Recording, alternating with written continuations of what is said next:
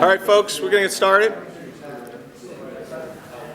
This Bennington Select Board meeting, August 25th, 2014.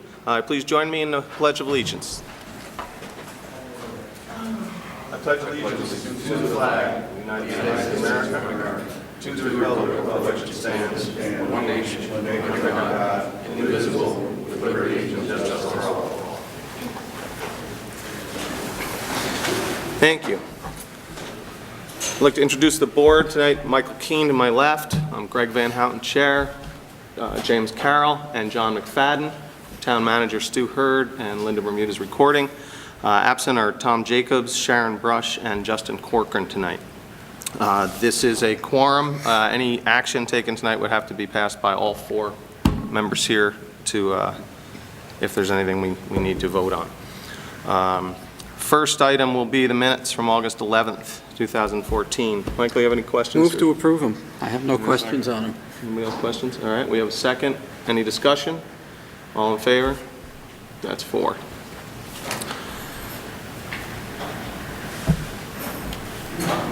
All right, warrants.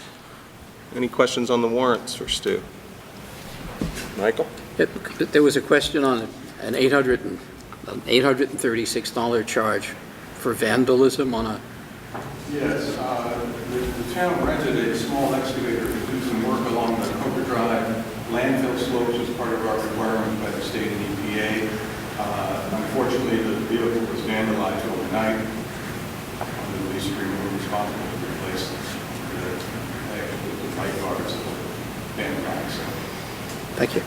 And it's below our insurance deductible. Okay. Okay. Jim?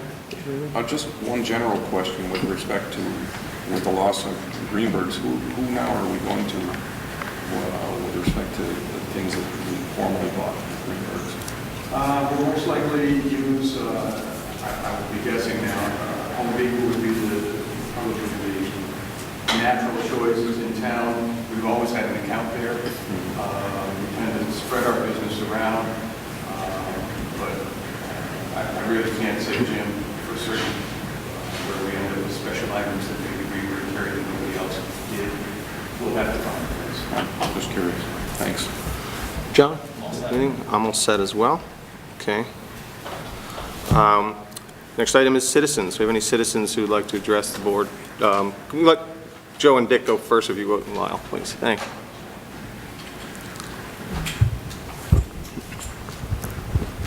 Good evening. I'm Joe Krozik, and I'm here with Mr. Ted Pembroke tonight to ask the board to consider asking the state of Vermont to name our Welcome Center after the late Senator Jim Jeffers. Jim served Vermont for over 30 years, both in the House of Representatives and in the Senate. I first met him in 1994 when he and I participated in dedication of the Vietnam Memorial, better known as Moving Wall here. I had the opportunity to meet with him a number of times when I was in Montpelier, and the last time is when he was here to dedicate the western leg, opening the western leg of the Veterans Memorial Highway. Dick Association goes back much further, so I'll let Dick talk. Well, actually, I guess I've known Jim for longer than I've known him personally. My first experience with Jim was when we were looking for funding for 279 over New York, knowing that we couldn't get the state of Vermont to build it, and we didn't think that New York would want to build a, in fact, they said they didn't want to contribute to a road that was going into Vermont. So there was 5 alternatives, as I recall, that we had to choose from when they built that. And the alternative that would please the federal highway the most was the one that took a mile and a half into New York. So we scratched our head for quite a while figuring out how we were going to accommodate that.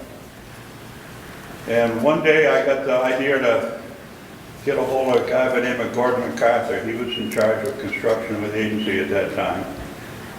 And asked him if he would go over to the office in Montpelier of Jim Jeffers then and see if we could talk with him. Because at that time, Jim was on the Environmental and Public Works Committee in Washington, in the House. So we went over and we made our pitch and everything, and Jim says, well, how am I going to do that? And I said, Jim, try it with an amendment. Well, as the things worked out, he was able to get the full funding for that particular portion of the project. Then my next experience with Jim was, I got a call from Pat Leahy one day up in Montpelier, and he said, Dick, we just got word from our appropriations chairman down here that each of the senators are getting $2 million to use at their discretion for any project in the state. And Jim and I have decided we want to put it towards the western portion of the railroad. And he has always been cooperating very easily with anything that we might want him to do. He was a great supporter of rail and a great gentleman. And then, of course, somebody in the administration, Vermont administration, got the idea to see if he could get the funds for the Welcome Center, which he did. So that's my connection with Jim, and I'm going to miss him. He was a true friend and a trusting friend, and he did tremendous for the state of Vermont. I certainly would support this.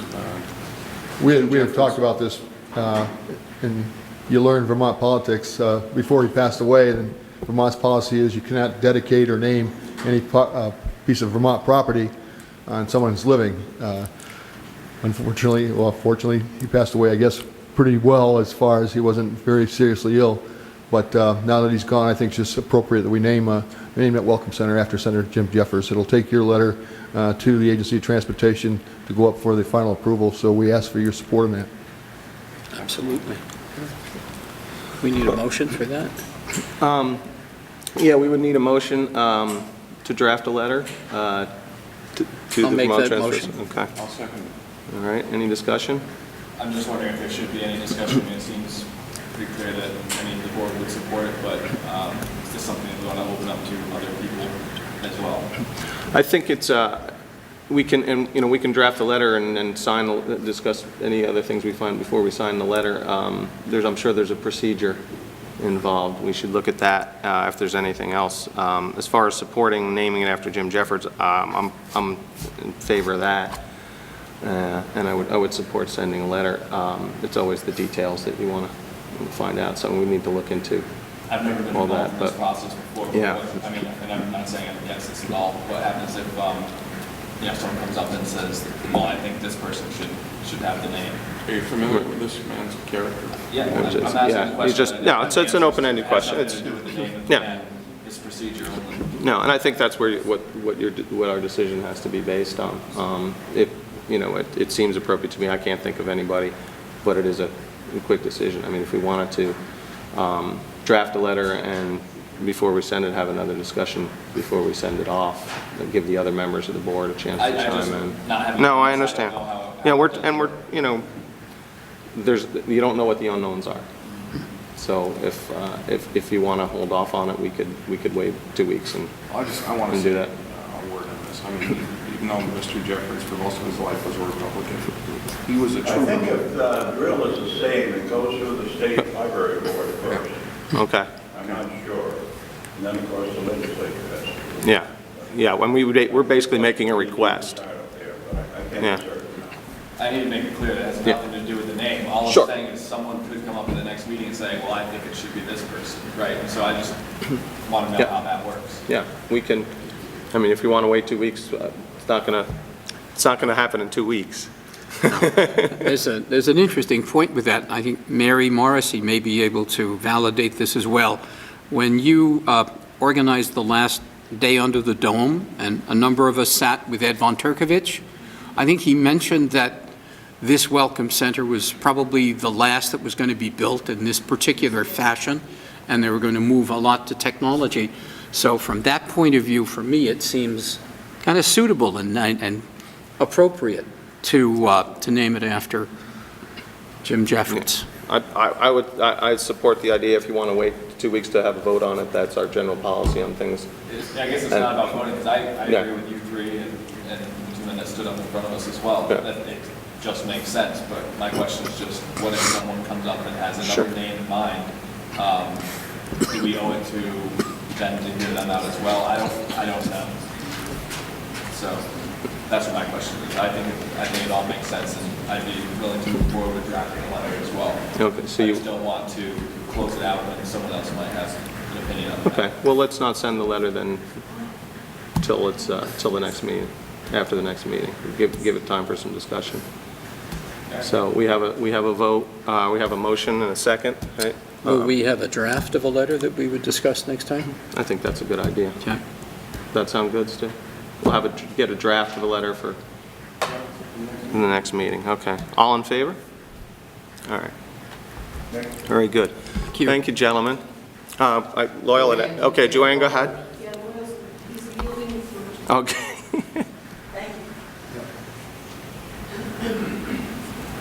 I just wanted to go next, because originally when they were building the Welcome Center, the Division of Buildings and General Services asked me what we would like to have as the name for the Welcome Center. So I think if we work together and let the Commissioner Obachowski know that the name that we want is Jim Jeffords, I don't think there'll be any problem with that. So thank you very much for the support in that. The reason I'm here tonight is because I want to remind everybody that this coming weekend, August 30th and 31st, is the weekend of the Garlic Festival here in Bennington. And as everybody knows by now, I hope, it's one of the top 10 garlic festivals in the world. And if you don't come, oh well, you're missing a good time.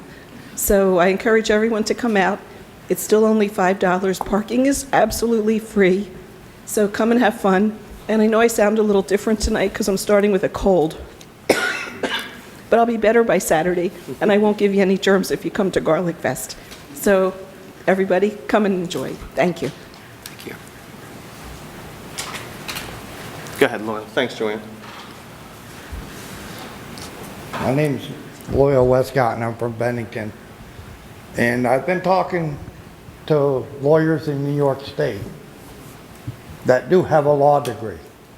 They said that you guys are considered a municipality. Therefore, you could put the laws on the books, and the police would have to enforce it. Because right now, that sex offender working right across the street from the school, all his victims were 10 years old and younger. We've had 21 kids sexually assaulted in 13 months. I talked to PAVE up north. They agreed with me that it is an epidemic and we need to put a stop to it yesterday. They said that you guys could put it on the books. There's always been two sides on the Jessica's Law. 45 states already have it. New York City has the 1,000-foot law. Now, I don't know if they're all enforcing it. That I have no way of knowing. But here's the thing. These kids that have been sexually abused, some, they end up becoming rapists. Do we want more of them in our community? The answer should be no. The females sometimes turn to prostitution. Male and females oftentimes turn to drug and alcohol or both because they can't deal with the fact they feel dirty because the criminal grooms them and tells them that they're the ones at fault. If you read the article in the Banner about Alexandra Fusco, she took and told her victim, "You got me in trouble." Blaming the victim when she was the adult. She was an authority figure. The other thing is, they could end up in gangs. Because the gang members will say, they'll take them under their wing, we'll protect you. We might have a dead body because they might go after that rapist.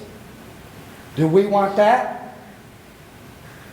The mandatory criminal background check that landlords must do, we wouldn't have the same problem that I gave that letter to you on May 19th about 715 Main Street. Why do we want these hardened criminals destroying our community. Let's stand up against and take our streets back. Because we've got a gang problem. I don't know when it's going to happen, but I know it will happen. There's going to be a turf war.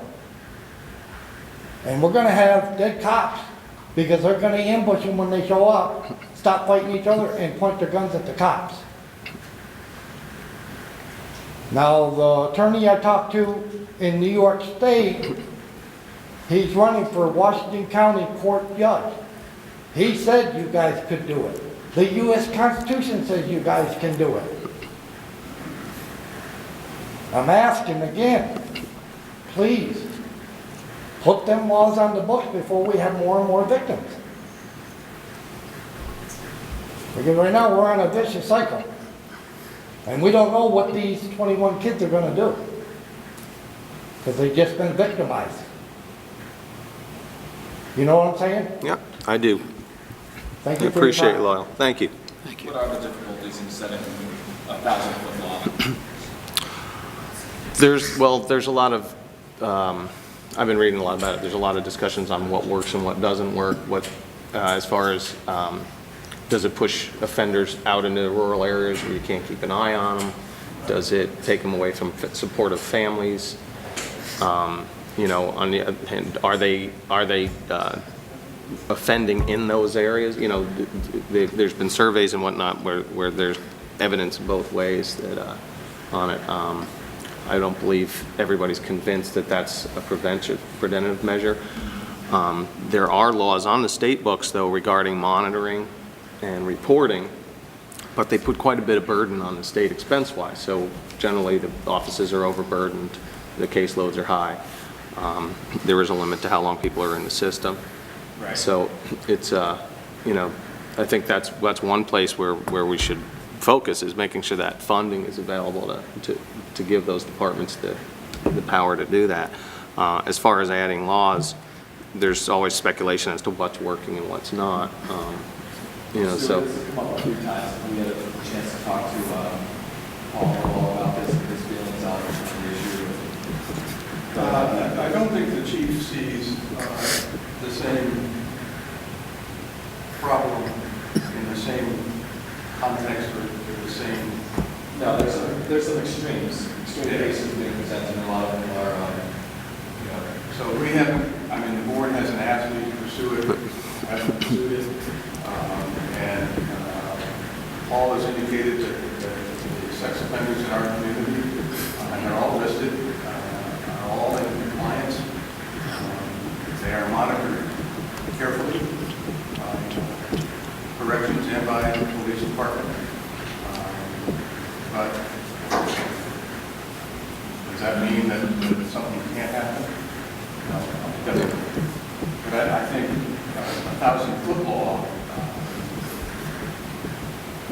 I think would be difficult placing people in small communities, 1,000 people in schools. You've got schools that are relatively close together. What's your next step? If it doesn't appear to be working. I think there are larger issues at work here than this law would solve. If the board wishes me to talk to council, take a look at it.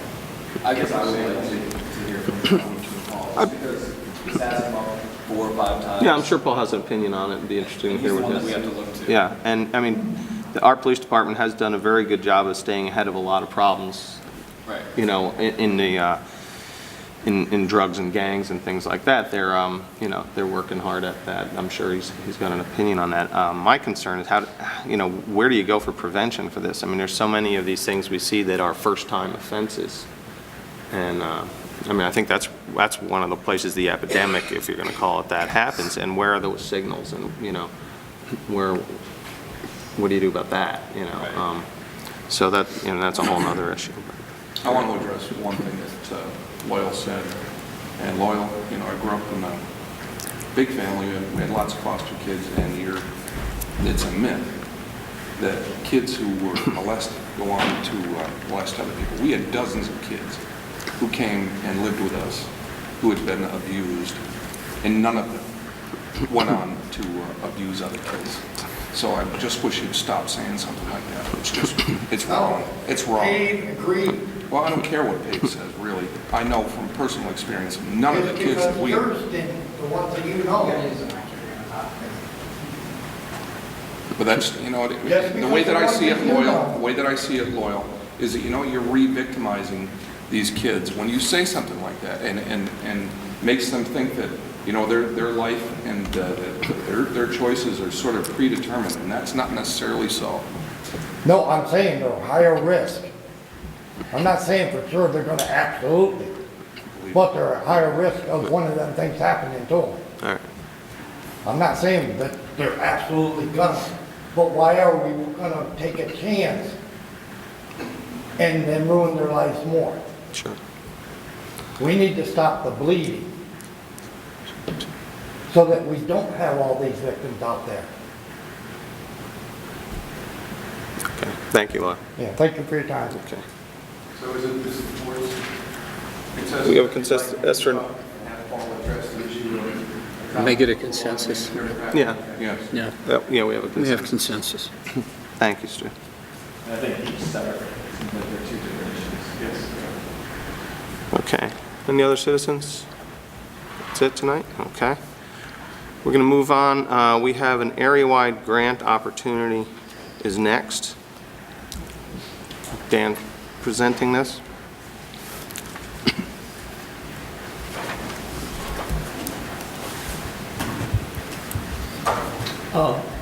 Thank you for letting Bill and I address the board this evening. This is a preliminary discussion, and we are not asking for you to act this evening.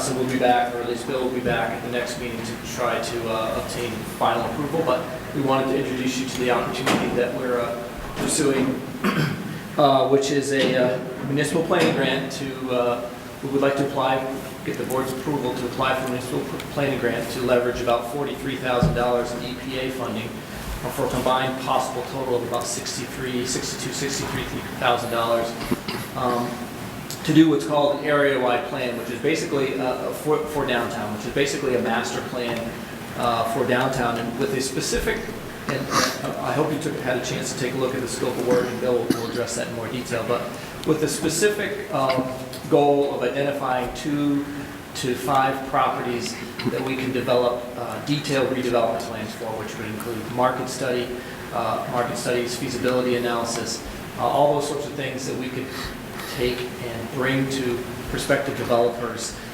so that they would understand exactly what the opportunities are for the properties that we've identified.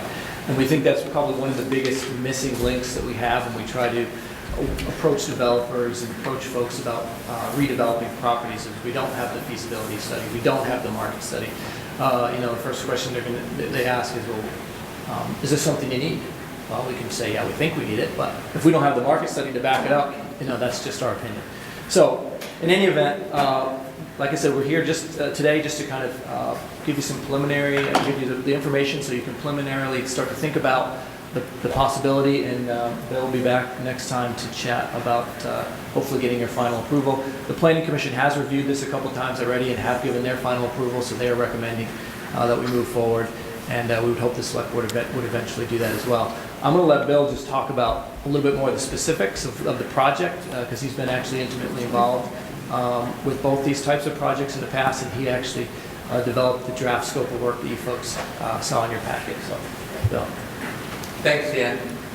As Dan mentioned, he gave an excellent overview of what is functionally a hybrid project, combining 2 successful processes that have been utilized in the state of Vermont. One is the area-wide planning process for the redevelopment of brownfield properties. The other is what has been known as the Vermont Downtown Action Team process, which sprung out of disaster recovery funding post-Tropical Storm Irene and was utilized in 8 downtowns around the state to do exactly what Dan just talked about, market studies, potential branding analysis, retail leakage analyses, and we would lay that over this area-wide planning process, picking out key redevelopment opportunities in downtown Bennington for extensive analysis, looking at the availability of infrastructure, telecommunications, square footages and doing extensive feasibility analyses, market analyses, and coming out really with a package for, again, depending on the size of the grant, 2 to 5 projects that we could then bring forward to developers who may be interested in redeveloping key properties in downtown Bennington. The town was actually approached by Trish Capolino from ANR and Richard Amore from the Agency of Commerce and Community Development with this idea. Trish had about $42,000 or $43,000 in EPA brownfield money that she thought might be able to be deployed in Bennington.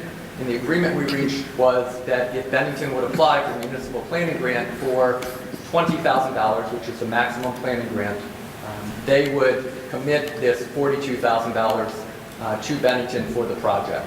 So that money is functionally in hand, the $42,000. We're requesting your permission to apply for an additional $20,000 to layer on top of that to create a larger, more substantive project going forward. What is unique about this is typically a $20,000 municipal planning grant would require a local match of $4,000 of town money. Given this hybrid nature of the project, we're able to use the EPA money as the match, so no local money is required to leverage this maximum $20,000 MPG grant. So if we're successful here, we'll have a $60,000+ project without the need for any local match going forward. Bill, I've got some questions for you. Would you define for us in general terms or as specifically as you can, what defines a brownfield? And secondly, where in Bennington, is it exclusively designed or has to be used toward a brownfield, and where are those brownfields in Bennington? Thanks. So anticipating that question, EPA defines brownfield as real property, the expansion, redevelopment, or reuse of which may be complicated by the presence or potential presence of a hazardous substance, pollutant, or contaminant.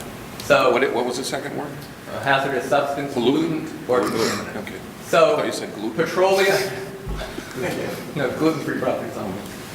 We have a number of petroleum-impacted properties in downtown Bennington that we know about. Excellent example is the El Caro property, which I think we all recognize as a brownfield property. We had a successful outcome there, but it took a lot of work through brownfield programs to go forward. But other potential sites, think about the number of gas stations, former car dealerships, petroleum dealers that have been in and around our downtown, and immediately coming to mind, you have the former Tuttle site, which is a potential brownfield site. It doesn't mean there's contamination. It means there is potential contamination which needs to be investigated. There has been investigative work done at that location, so it's been moved along the process.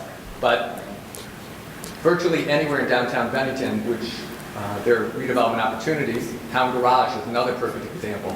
I know that at some point moving forward, the town may look to offload that property. This is a perfect project to look at what the potential redevelopment solutions are there. But there's a time frame on this. We have to do this by 2016. Well, the study has to be, only the study has to be completed by. But that money would be held in reserve in the meantime? Well, we'll be working, I mean, the idea would be to do this analysis as soon as funding becomes available, and it needs to be wrapped up by 2016. So this isn't money to do cleanup work. It's money to do this analysis and the marketing plan redevelopment. It doesn't have to be utilized. For example, any of our 2 to 5 key sites may be properties which are brownfields or not. What we need to do is show that an area is potentially impacted by brownfield sites in order to leverage this money. So it doesn't necessarily have to, okay. Does not.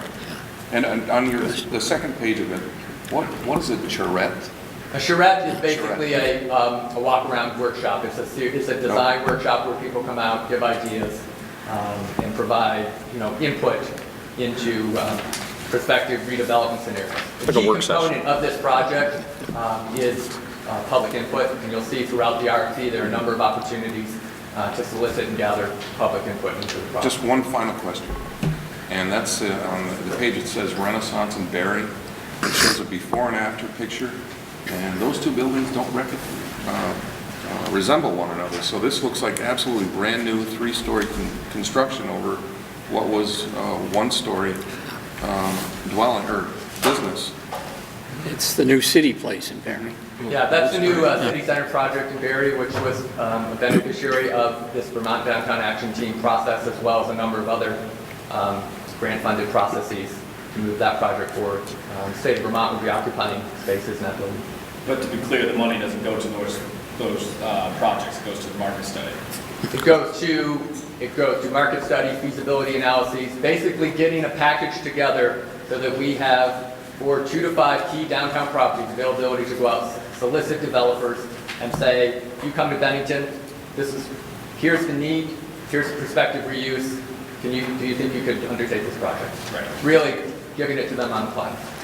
Just summarize briefly for everybody the deliverables of the project, the timeline, and I've seen this work in Barry, and we've seen it work in St. Albans. Perhaps you could give a description to the citizens and to the board of some of the projects. So the actual deliverable is what we call an area-wide plan, which would be would include a GIS database. It would include an inventory of all of the properties within the target area, which we're proposing is something either identical to or significantly similar to the designated downtown area in Bennington. It will have a number of potential redevelopment scenarios for, again, these key 2 to 5 properties. There would be a market study for the prospective reuse of those, and there would be kind of a general marketing plan for downtown Bennington, including what I know a number of people on the board have referenced with regard to retail leakage analysis. So we could identify where the opportunities. What does that mean, retail? Retail leakage analysis is an analysis to look at where the opportunities are, what's missing in our retail landscape that we could utilize more of, so that we can go out and solicit that type of store, that type of use in the target area. If everyone buys baseball gloves in Albany, then we know that we should have a store selling baseball gloves. Looking at John Shanahan and you, is there any value of also, you'll take into consideration the Luca study that was done for the BBC? Does that have a relationship to this? Absolutely. And if you'll notice in the RFP that was developed, one of the initial deliverables there is a review of existing studies. Okay. There's been a lot of work done on the ground. Luca is one of them. BCRC has developed a preliminary area-wide assessment doing some of this work for the western portion of downtown Bennington. We have the town plan. We have a recent Bennington strategic economic development plan. What we want to assure is that those studies get incorporated into rather than kind of pushed aside as part of this process. I have another question for you. So, could this go towards the completion of a bike and running path? This is planning money only, so none of this money, given the nature of the funding, can be utilized for actual implementation activities. What will come out of this, though, and one of the critical deliverables, following up on Michael's question, is exact identification of potential funding sources for the redevelopment projects, which have been cited. If there are grants out there, they can use these studies to help drive Bennington towards the top of the list. Right. Well, one of the advantages to having these studies is that when there's grant money available, you have a plan in place. We've also seen, when a potential business or development comes around, this information is very useful, and it's usually, speeds the process up quite a bit of getting somebody to make a decision and move forward. One of my concerns, I was involved in an attempt to try and update Luca, which is a monstrous task. It's a very good document, but a lot of the logistics have changed since it was drafted. It was not done in a digital format. So I think, if we can combine these things, get them upgraded to a digital format so they can be tweaked along the way to upgrade, when a new business comes in, you can add them to the landscape and adjust your findings, because obviously if we identify a need and a business comes and fills that need, we don't need to be out there marketing that need the same way. So if all of these documents, I could probably stand a dusting off and an update. So. Any other questions, board?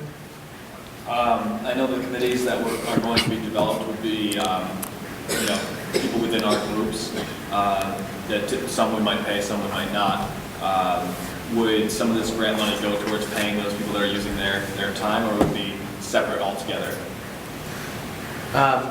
So I would envision, I'm not sure who you're referencing when you talk about, the people who might be involved. So if there was a town employee that was on the committee, would they be working on this outside of their day-to-day job, or would they get paid through this grant funding to participate in that committee? The money primarily here would be going towards consultants. Potentially, some of it would come to the regional commission if we were to be in the project manager capacity. Right, yeah. The goal is, so the $42,000 is committed. None of that money must go exclusively to an outside consultant. That's a requirement of the EPA funding. The additional $20,000 that we're looking here to expand that scope of the consultant could also go to some project management capacity for the regional commission to take some of the pressure off of town staff. So it really depends on where we are in that $42,000 to $62,000 continuum as to what the actual requirements of town staff would be. We would look, the other members of the steering committee would be volunteers, but it would count towards a match, not the ones required, but it'll still look good for an application to show that type of match. And I may have missed your answer, but I asked the time to accomplish this, the timeline, if it's approved, granted.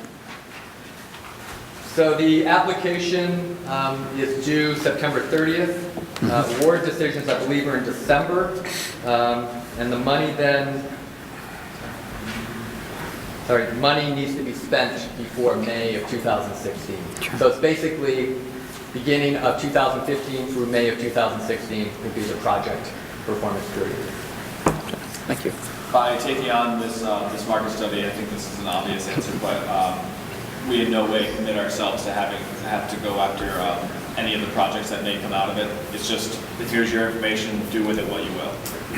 That's right. I mean, what I would envision this as a tool for Mike Harrington, Peter Odierna, John Shanahan, the other people working in development, the town's development partners, to go out when they're having conversations with prospective interested developers in Bennington to really have something ready-made. And we know of a number of opportunities where developers have been engaged and they have said, do you have a market study that shows the need for this, as Dan referenced? So we do this project for 2 to 5 properties, the answer is going to be yes. Would you see this study bringing about small business opportunities as well, something that we might be able to present to the town in general, just so if we have individuals that maybe recently were laid off, but were always wanting to, have their own sporting goods store or whatever it might be, they would understand that, yeah, there is a need, so we don't hold that information too tight to our chest? Sure. I mean, I think it's a little bit difficult to kind of presuppose the outcome of the study, but it would be small business oriented just as well. It certainly could be, depending on what sites that we're looking at. So let's say, for example, we were looking at a redevelopment of the former Tuttle's property, and the recommendation was some mixed use there with a number of storefronts. Some of those might be of an appropriate size to house local retail.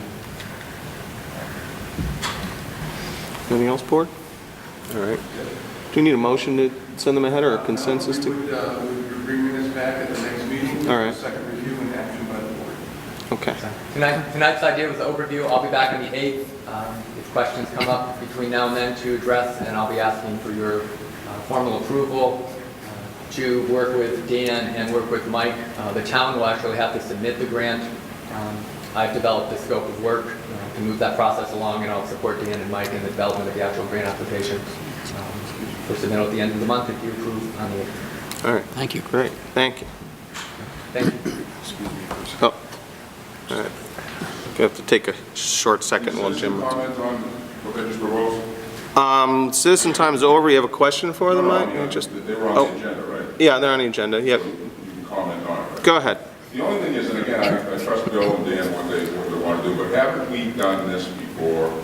Don't we get in the habit of doing this and then waiting for it, and getting it, and waiting for the study, and waiting for the DAR? We have so many studies done in the last 15 years, and we've never implemented any of them. Well, that's not true, Mike. Well, it is true. No, it's not. Look at the downtown. Nobody can bet that we could use a sporting goods store downtown. you don't need another study and a grant of $16,000 or $80,000 to tell us we could use it.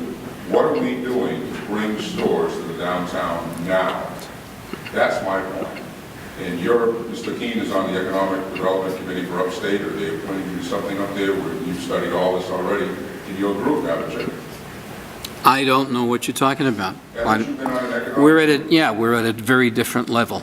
We're looking at what towns do, like Barry, like St. Albans, like South Burlington, what process they go through to do the major rethinking that they are doing, that winds up with Barry getting a $20 million redo of its downtown, new businesses coming in, new offices. Do we really need a grant to do that? Well, if you've ever tried to do something, well, Staff that already know. let me ask the question, Mike. If you've ever been involved in trying to do something of these plans, they're very time-consuming.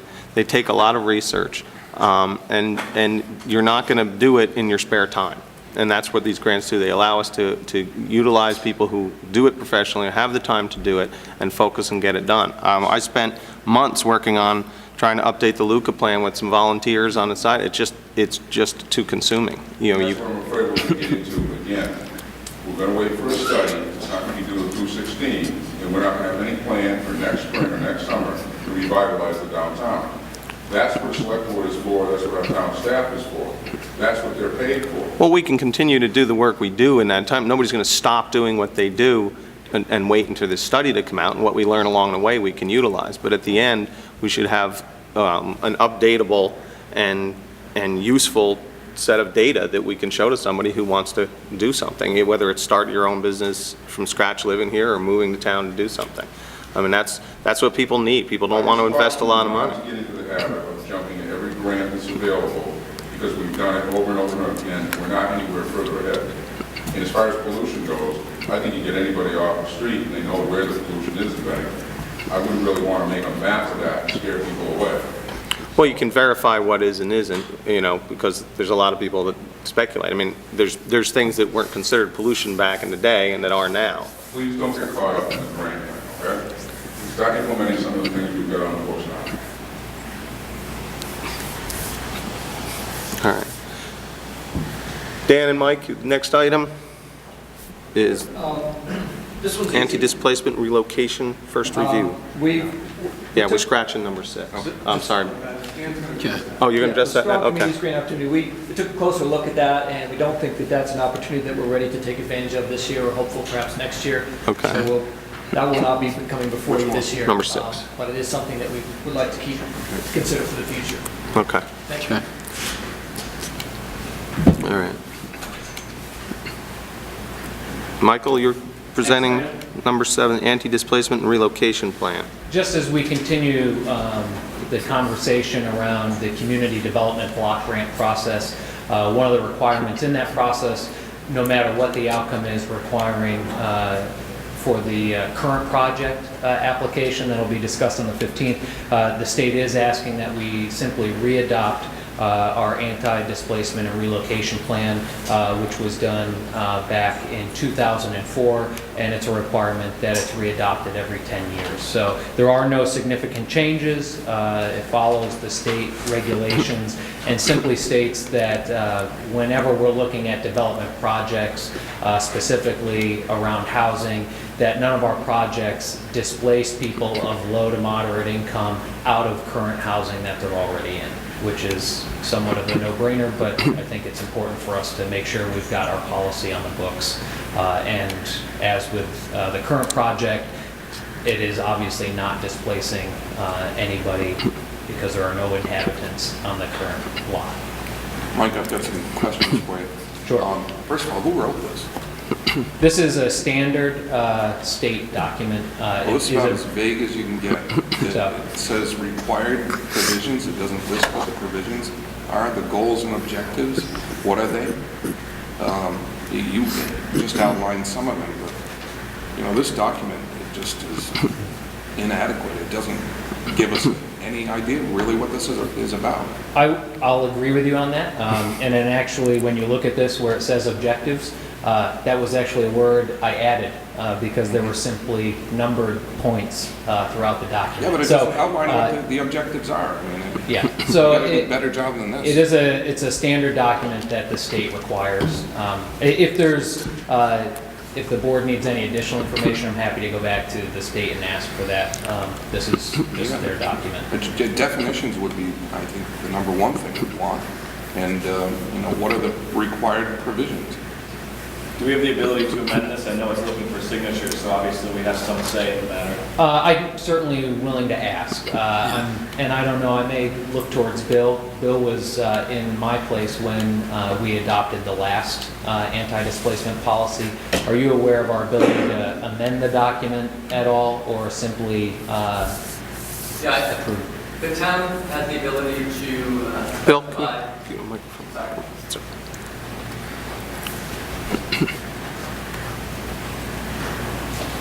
The town has the ability to specify its own unique conditions within the anti-displacement policy, provided that the standard provisions which are passed down from HUD are met in the policy. So if you wanted to make it more explicit, again, as long as there was nothing in there that ran afoul of HUD's conditions, those are the ones that are referenced by number but not explicitly articulated in the policy that's in front of you, then you certainly have the ability to do that. I'd just like more specificity in definitions, just to be clearer about it. Well, it does read like a government document. I have to give it that.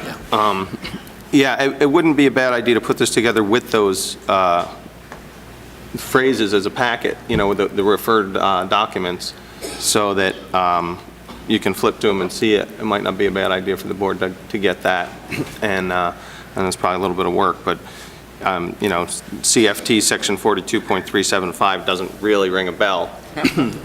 So I can't. yeah, and USC 5301 does. yeah. So So if it pleases the board, I'm happy to pull together additional supporting documentation, just so you're aware of it, and we'll bring it back, hopefully at the next meeting, and we'll go from there. Yeah, I think that's a good step. This is actually one of the conditions as part of the Shire's award letter that you'll be discussing at a later meeting, and we have till February to meet all those conditions, so there is time. So why don't I pull together any supporting information and bring that yeah, back. I mean, this is a policy that's supposed to be needed for all the community grants and whatnot, so we should make sure we understand it and that it makes sense and it's scaled properly to Bennington 2014, I think. Okay. So what if we don't adopt this? Because it sounds like we're being forced to sign something. It is required as part of the community development block grant process. And so I can find out specifics, but my understanding would be that we would not be eligible for Those a grants. community development block grant should we not have a policy in place. Are there specifics as to what type of block grants we'd be eligible for? I don't believe so, but I'm not clear at this point. But it's only unless and until we adopt it. Right. And again, the clarity around this is simply that any new projects or development won't eliminate housing available to low to moderate income individuals. So that's all this policy does. Does that include vacant housing? It depends on whether it's, I would assume, and Bill may have thoughts, but if it's considered part of your inventory of affordable housing. Right. Now, if it's not compliant and uninhabitable, then I think there's thoughts around that.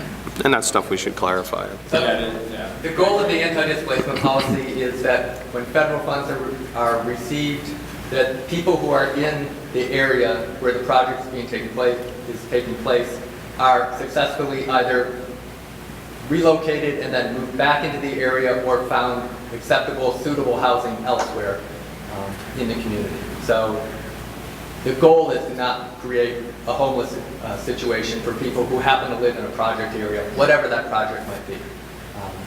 I'd note that this is a requirement for all federal funding, so you're not just limited to community development block grants.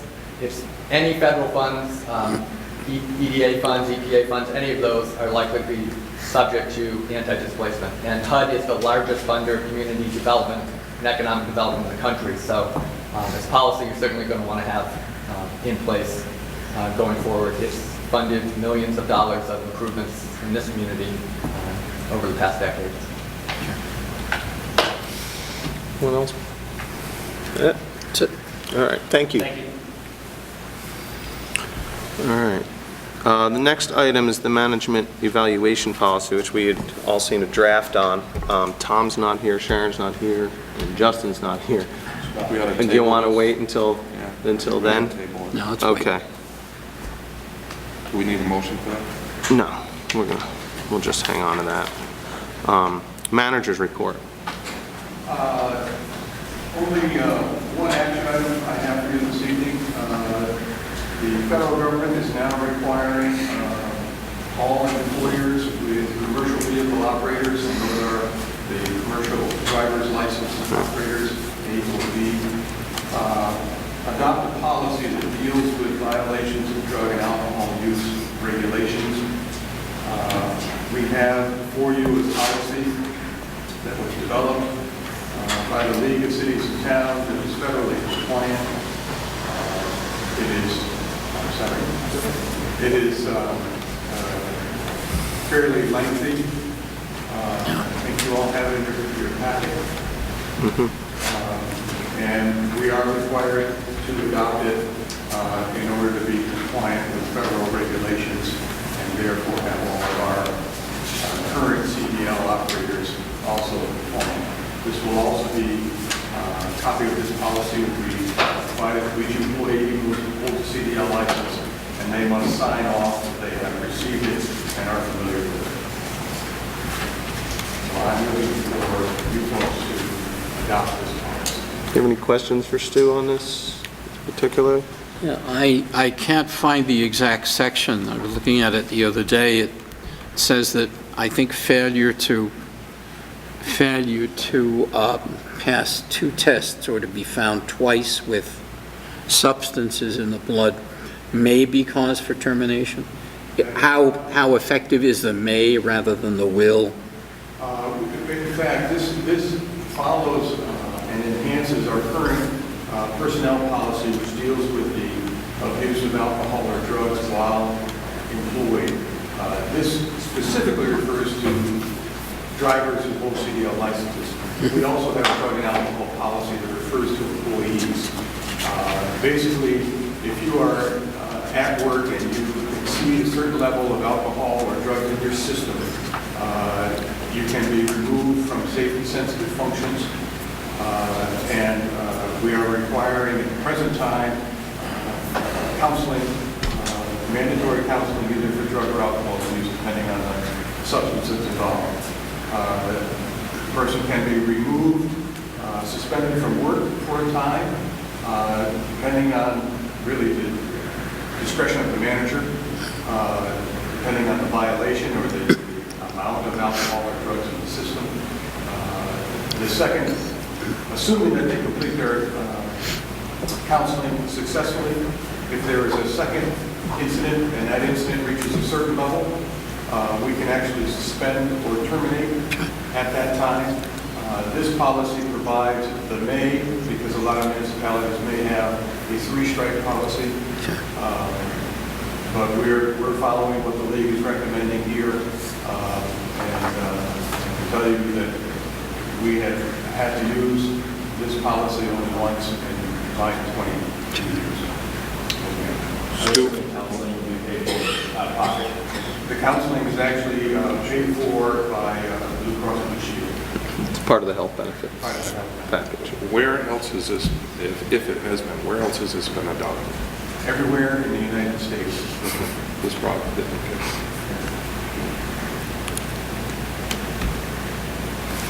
Anybody else? That's it. Any motion? Or, So moved. okay. Second? Second. We have a second.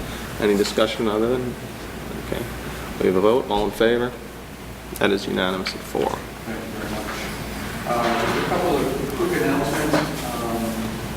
We opened the bridge bids, the Culver Road Bridge replacement. You recall that we budgeted about $503,000 anticipating this project. We had 6 bidders. The 2 low bidders were all in the range of $389,000. So we are very pleased. The project is coming in very far under the budget. There'll be some engineering costs, of course, associated with this project as well. but certainly it appears we will save in the range of $100,000 in budgeted monies. We may use that to buffer us against what the Farmer's Almanac is calling another severe winter, but also to perhaps do some additional paving work that we had suspended because of this particular project. We are in the process of contacting the low bidder and trying to get him under contract so that we can get going as soon as possible. The second announcement has to do with the cost of salt. We received bids from normally 3 salt suppliers. The first bid we received this year was $90 a ton, up about $45 from $35 from where we were last year. Since that time, we've received another bid that is only up about $10 a ton over last year, and the state bid came in that same range. So last winter was a very severe winter. There were salt shortages in a number of our suppliers, but we generally contract with 2 or 3 so that we can spread the wealth and make sure that we are protected. But I'm pleased that those have come back down. We were kind of quaking a little bit when we first saw the big one. That's all. Are there other options? Salt is really effective tool we have. Salt is the preeminent effective tool. We also use a salt product that is a different chloride mix, but it's a liquid form that goes down before the storm, keeps the first snowfalls from freezing over, helps them slush up. We use both products, but in our region there is no other available affordable alternative. Stu, we had a lightning strike out at the sewer treatment plant, I understand. We have an assessment on what the damage was on it. Well, the lightning struck very close to the main administrative building out there. I can tell you it scattered our employees who were in the building at the time. No injuries. The pump to the well was fried. A small transformer was also fried in that building. And apparently the lightning traveled underground into the digester building area. It also fried another transformer and another pump. We were able to find replacement parts, and relatively quickly, as I understand it, both units are operating. We never had any downtime really, and we'll probably be looking at replacing the larger pump and the digester as time goes on. The insurance will cover those costs. Well, all right. Thank you. All right. Other business. Michael? No. James? Just a reminder that tomorrow's primary day. Please go vote. John? I just want to thank you, Stu. I saw that you gave some information on the tax rate moderation, so that's We have a couple things. Yes, the primaries tomorrow. Polls are open 7 to 7. Is that correct? 7 a.m., 7, yeah. We have the Shire's housing meeting. We announced last meeting it's going to be on September 15th, 6 p.m. right here on the 3rd floor of the firehouse. That'll be for public comment just on that topic. To just make sure that everybody understands the purpose of the meeting and who may attend and who will speak. Well, it's open to the public. It is for public commentary on the housing development Shire's housing has proposed on Silver Street. The board is been asked to process a grant that they have been awarded for $700,000 to go towards the project, and we have to. They've been awarded the grant, so at the following meeting on the 22nd, the board will be making a decision where to hand that grant over. So we're asking people to be respectful of time, as most people have been, and state their relationship, you know, or concern or support or whatever of that project. So. Are there any scheduled presentations from Shire's housing? We're going to invite Shires to come and clarify what the project is, and you know, for anyone who hasn't been following it, and to be available for details, things like that. So yeah. Information that they're able to collect or they're going to present, can that be available prior to the meeting? I'll ask that. I'll request that. You got it. We have 2 officers retiring from our police department. We'd like to thank Officer Peter Urbanowitz and Bill D'Annunzio for their years of service and wish them well in their retirement. I'm sure we'll see them around, but thank you, both of you, for years of faithful service to Bennington. That's all we have tonight. We have, in the open meeting, we have an executive session to discuss contract negotiations and other contracts. So we'll be pausing. I have one other question. Okay. Didn't Shires withdraw their? They withdrew the DRB application. Okay. That's they have to reapply that. They have not withdrawn their request for the grant.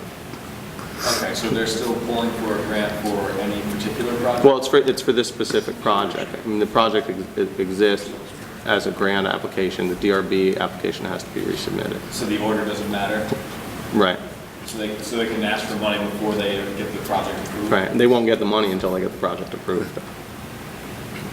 Okay.